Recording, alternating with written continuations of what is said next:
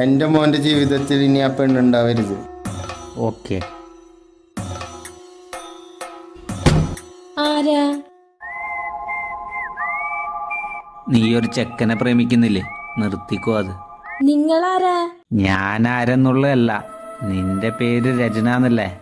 നിനക്കൊരു അമ്മ മാത്രമേ ഉള്ളൂ, പേര് സ്മിത.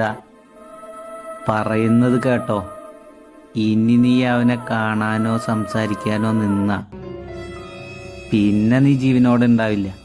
നിന്നെ പോലെ ഒരു ഗതിയില്ലാത്ത കുടുംബത്തിന് സ്വപ്നം കാണാൻ പറ്റുന്ന ബന്ധമല്ല അത്. സാർ, നിങ്ങളാരാ? എനിക്ക് എന്റെ അമ്മ മാത്രമേ ഉള്ളൂ. ആ അമ്മയുടെ അനുഗ്രഹത്തോടെ വിഷ്ണുവിനെ കല്യാണം കഴിക്കണമെന്നാ എന്റെ ആഗ്രഹം. അമ്മയുടെ അനുഗ്രഹത്തോടെ കല്യാണം കഴിക്കണോ? അതിനമ്മ ജീവിച്ചിരുന്നിട്ട് വേണ്ടേ?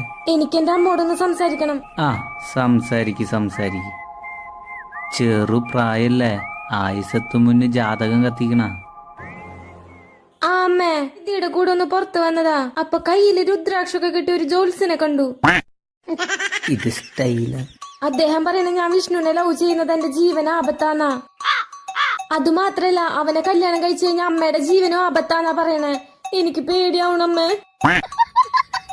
അല്ലമ്മേ, അദ്ദേഹം സാധാരണ ഒരാളല്ല.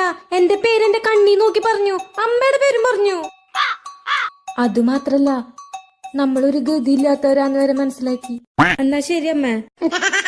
അമ്മ എന്ത് പറഞ്ഞു? അമ്മ ഇതിനെന്തെങ്കിലും ഒരു പരിഹാരം ഉണ്ടോന്ന് ചോദിക്കാൻ പറഞ്ഞു.